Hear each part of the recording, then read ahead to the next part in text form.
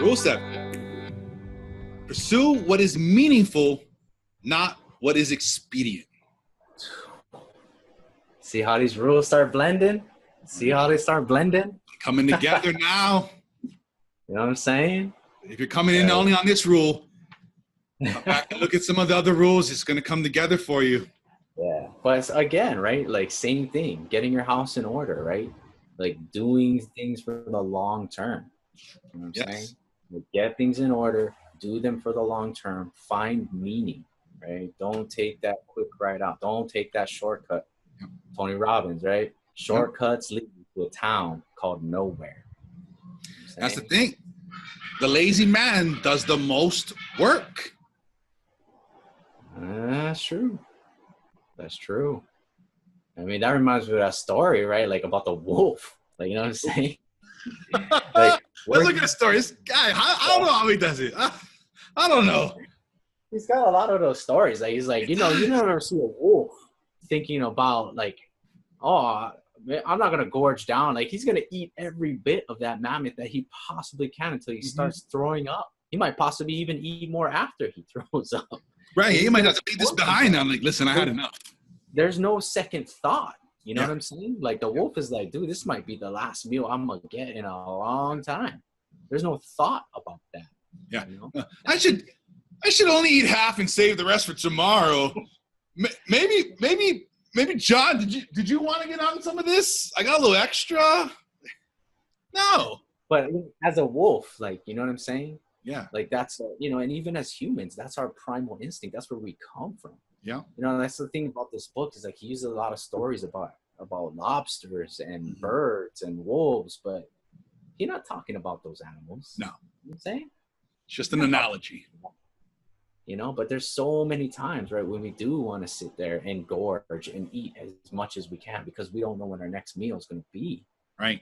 And even that's a metaphor, like, for everything else. It's crazy, you know? But that's like, I mean, when you're in that place of scarcity and when you come from scarcity, that's just how you're going to act. But when you can let go of scarcity and know that if I'm making and I'm being a good friend, if I'm doing the right things, if I'm, you know, being the right person, I'm being a good neighbor, making my community better, these things are going to come back around and you can leave scarcity behind and never worry about it again. Because you know the more you give, the more you're going to receive and the more you're going to be able to give again and it's going to continue on. It's hard to get past that scarcity. Because even for humans, right, at one point, yeah, we did. We killed the mammoth and we ate the whole thing, right? We were resourceful about it. Yep. But something turned on, right? Somewhere in there, the light turned on. They're like, hey, what if I could actually grab some of this for later, right? Or we got more mammoth over here, but that tribe over there, they don't have anything, right? Yeah. It's like, what if we take some of our leftovers, we give it to them? You know, what might happen? Yeah. You know? We trade with them. Yeah. You start trading. I got mammoth. They have tools. Yeah. Why don't we, hey, I give you some mammoth, you give me some tools. Hey. You know what I'm saying? You know, create that relationship, right? Like that turned on for humans a long time ago. Yeah. Creating a relationship. Now, this mammoth here, by giving some of it away, right, can possibly, when they have mammoth, they might give it to us. Yeah.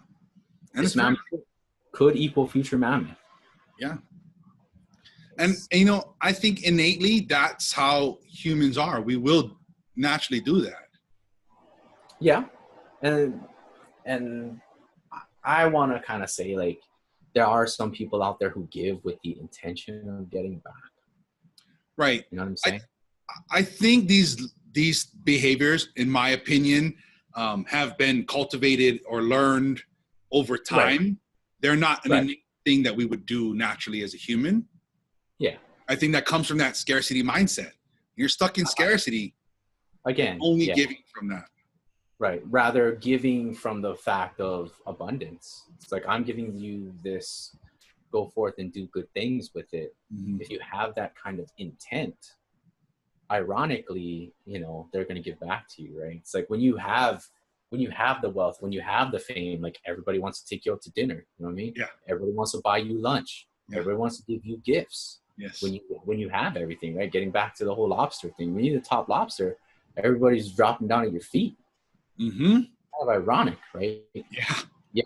When you were the bottom lobster and you had nothing, like nobody was giving you anything when you needed it the most. Yeah, you'd be lucky you get acknowledged. You know. But I think for most people, you got to keep that mindset. Yeah. Keep the mindset like you're the top lobster, you're giving away stuff. And don't sit there and think like the bottom lobster, where like, I need them to give me something back. Because, I don't know. Again, how all these rules, ironic, right? You take care of your own place, you take care of your own house. You don't need to worry about that. It's kind of strange.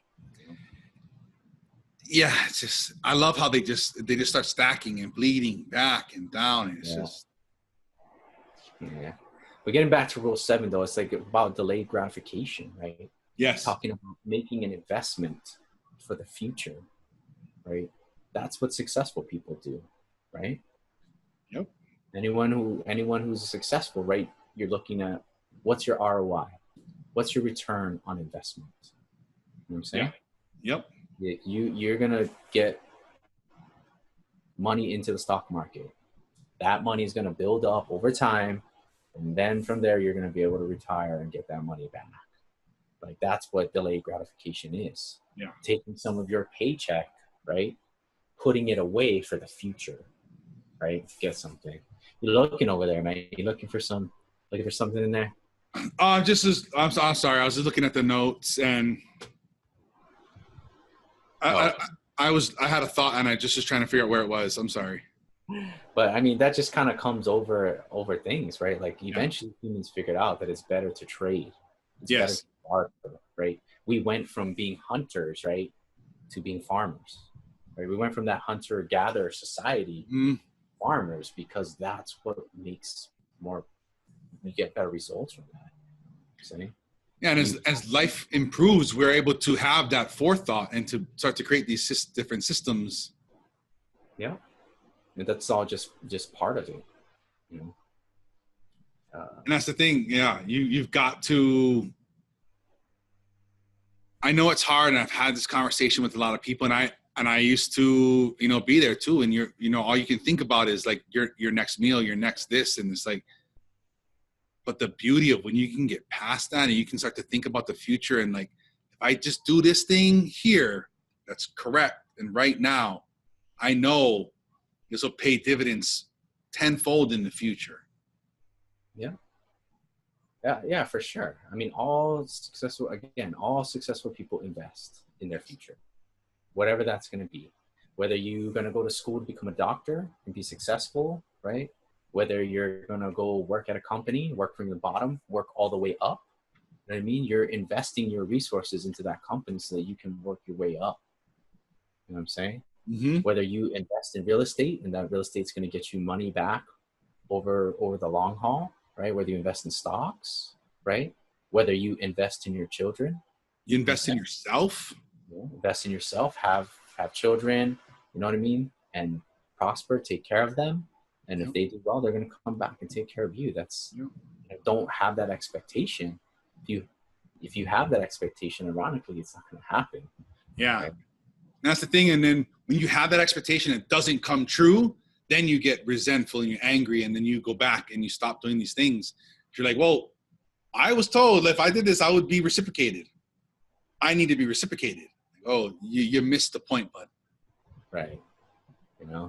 And that's just kind of, getting back to the whole Faust thing. I mean, you can have everything you want. Like, it's just, most people don't understand that, like, it's the long term. It's not the short term. It's not, oh, I gave you this, I need something back. Right. Like, oh, this is for you, have this and prosper. Like, get that out there and then do the same thing. Like, keep working on yourself. You know what I'm saying? Yes. But that's just it. Everybody nowadays, they're all about the get rich quick schemes, or, you know what I mean? Like something of that nature versus like working on themselves to be better. Like, you got to have meaning out of all that. You know what I'm saying?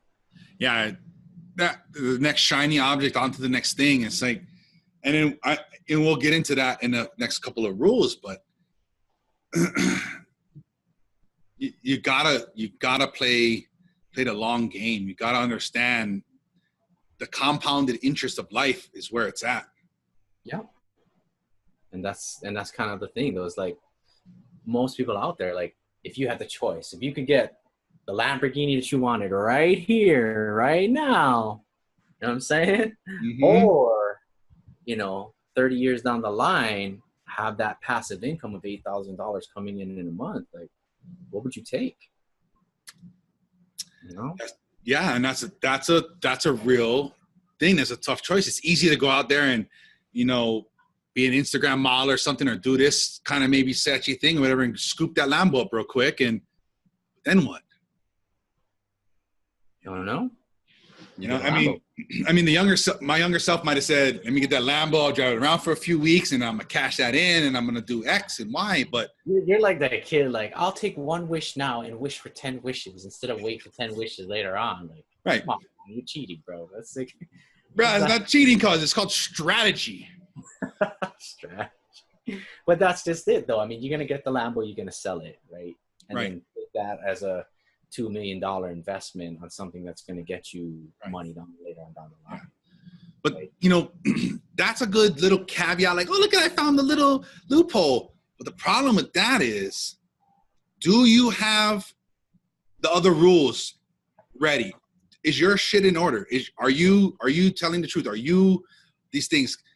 Because if your habits and your things are not in line with getting this windfall Lamborghini investment, you're going to just keep doing the same things you're doing, and you're just going to blow all that cash.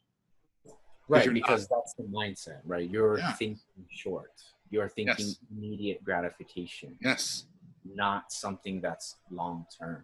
Yes. And like for me, like it's just kind of pursue what is meaningful, not what's expedient. I kind of think of it as think long instead of think short. A good way that he kind of sums up the chapter is find meaning, just period, in general. If you can find your life's meaning, you can make your life worth something, right? Yes.